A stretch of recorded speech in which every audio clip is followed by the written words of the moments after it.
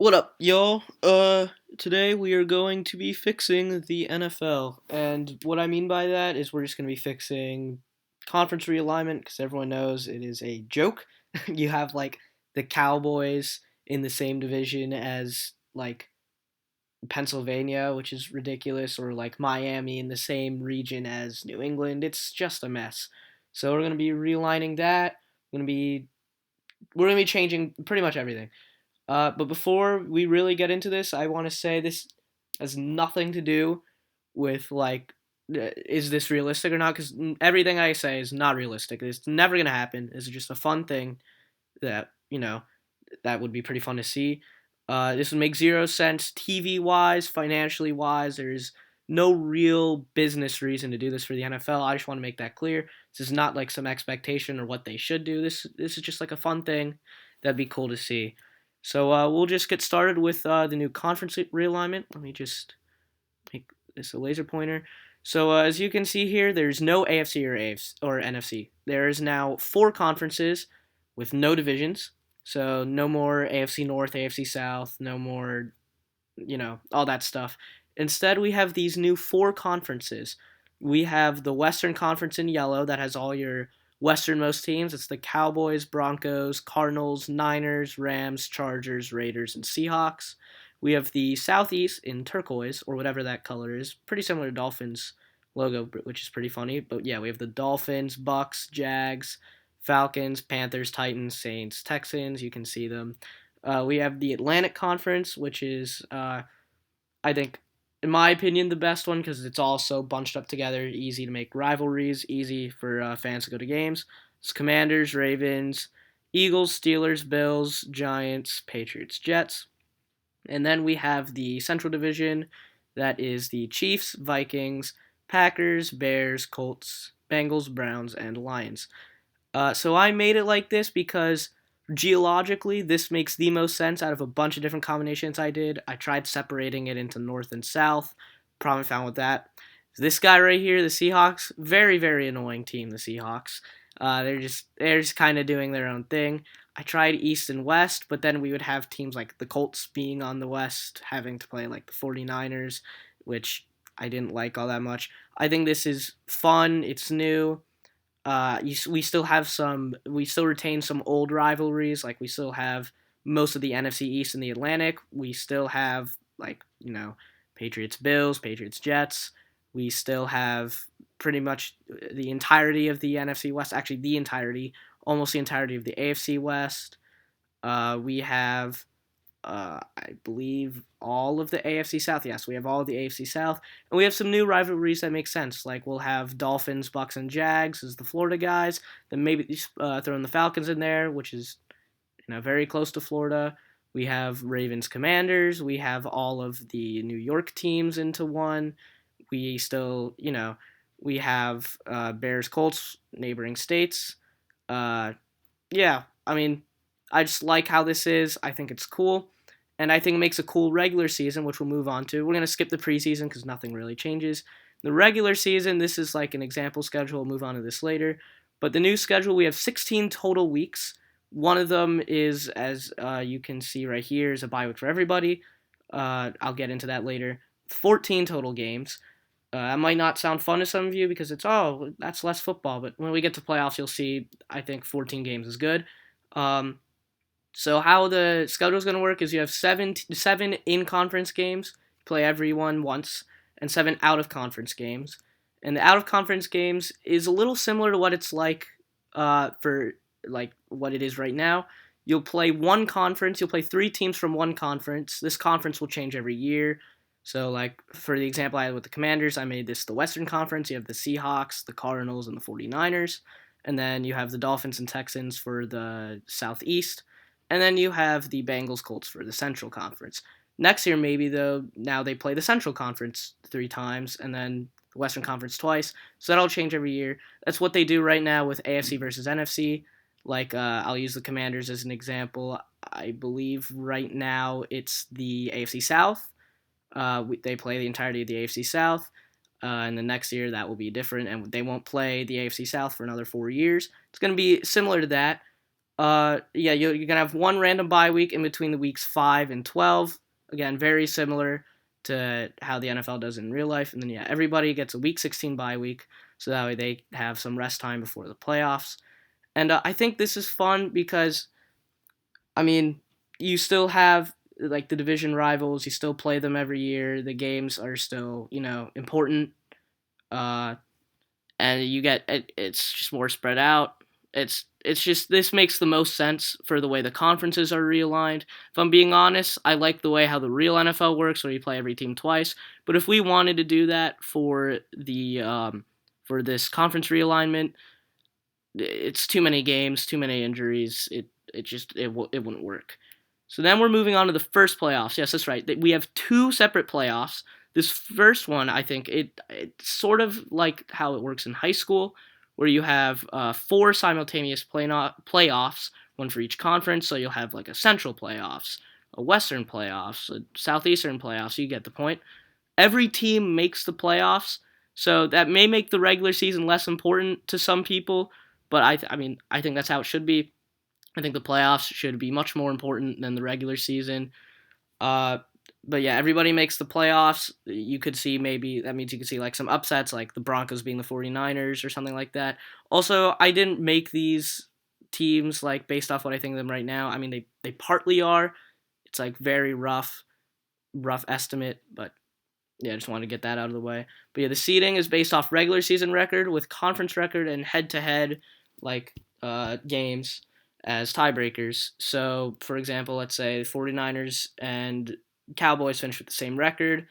Then they'll go on to conference record. If the 49ers and Cowboys the same conference record, it's who beat who in head to head. And then the way the matchmaking works, it's the very common March Madness-esque matchmaking. So like one seed plays eighth seed, second seed plays seventh seed, etc., etc. It's just one-legged games, just like regular playoffs. Winner advances to the next round, and yeah, the tournament winner, so the winner of the finals, is crowned as the championship of their conference. They will be their conference champions. So there will be four conference champions, and the winner also gets to move on to the second playoffs.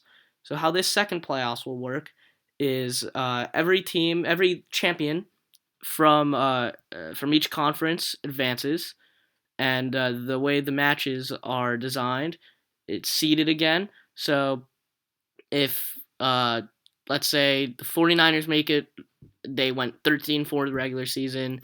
Browns went, I don't know, well, 13-4 doesn't make sense. You get what I mean. Like it says it here. Seeded based off regular season record, conference record, and margin of victory in conference final or tiebreakers.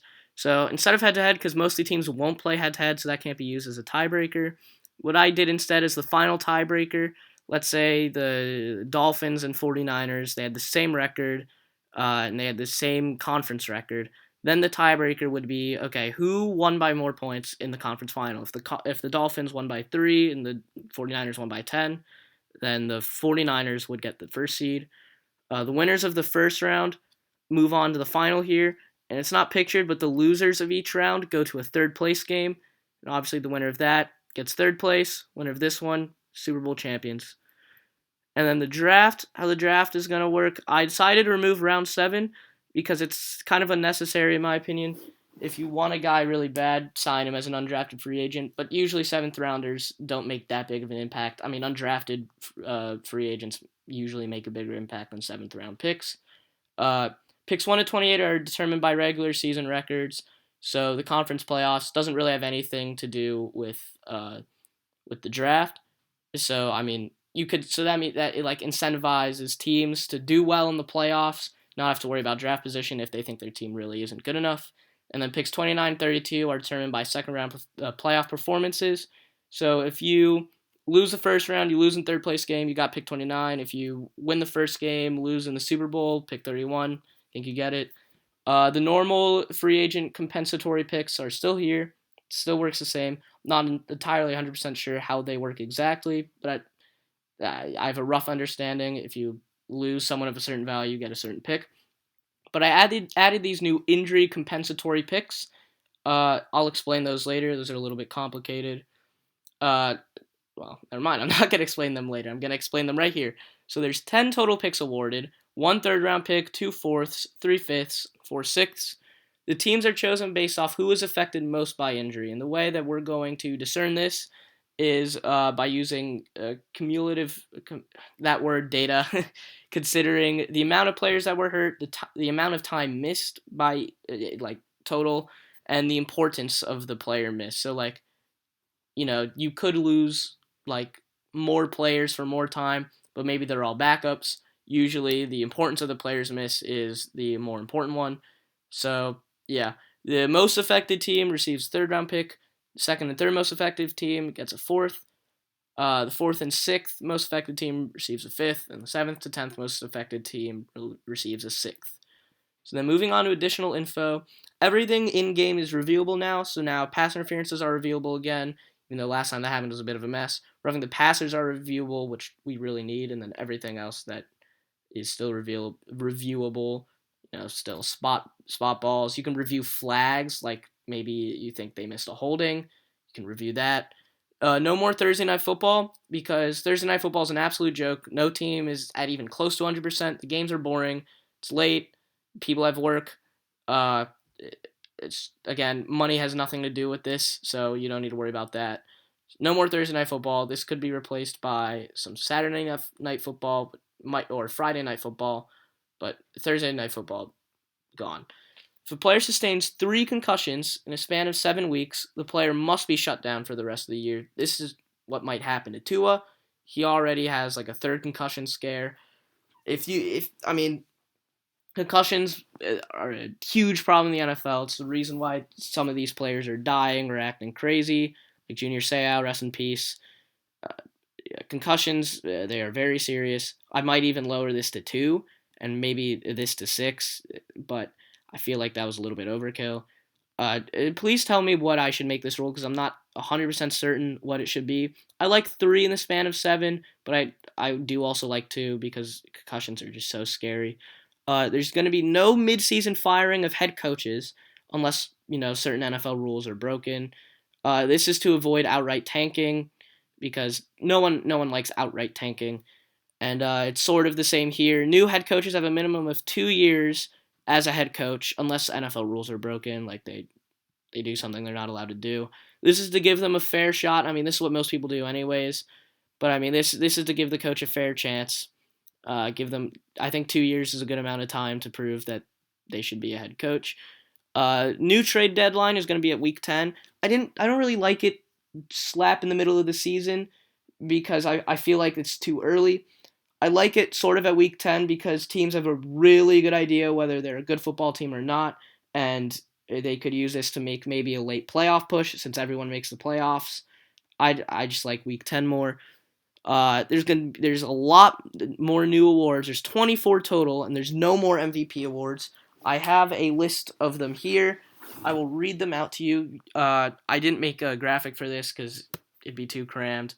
But we have the Johnny Unitas Award, which is for Best Quarterback, the Jim Brown Award for Best Running Back, Jerry Rice Award for Best Receiver, Mike Ditka Award Best Tight End, Anthony Munoz Award Best Tackle, John Hanna Award Best Interior Lineman, John Randall Award for Best Interior D Lineman, the Lawrence Taylor Award for Best Edge, the Junior Seau Award for Best Linebacker, the Deion Sanders Award for the Best Corner, the Steve Atwater Award for the Best Safety, the Adam Vinatieri Award for Best Kicker, the Pat McAfee Award for Best Punter, the Devin Hester Award for Best Returner, the Tasker Award for Best Special Teamer, the Don Shula Award for Best Coach, I think it's George, I forget, sorry if I got that wrong, but the George Halas Award for Best Front Office, the Alex Smith Award for Comeback Player of the Year, the David Tyree Award for Best Play, the Sayers Award for Best Offensive Rookie of the Year,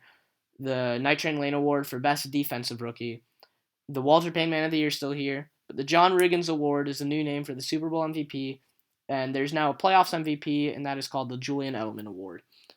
That's not everything. We still have this new thing. So the Pro Bowl ballot's still going to be here, but instead of like the Pro Bowl games joke or like a Pro Bowl game, it's going to be replaced by the Rookies versus Pro Bowlers flag football game. That's going to happen at the start of the preseason. Maybe this replaces the Hall of Fame game. You guys tell me if you still want that. I don't really care all that much. But yeah, it's exactly how it sounds. The top rookies will play the Pro Bowlers in a fun flag football game. It'll be like 2 to 3 weeks before the season starts. Uh, so yeah, that'll replace the Pro Bowl game, and there can still be a Pro Bowl ballot. There'll still be All Pro and all that. I believe that is all I have. Uh, Please tell me your thoughts on this. Again, I'm not expecting this to be a realistic thing because it's very obviously not. For a lot of financial and logistic reasons, this makes zero sense. This is just a fun thing I thought I'd do. And if you want me to make more stuff like this, I'm more than happy to. This was fun making. And yeah,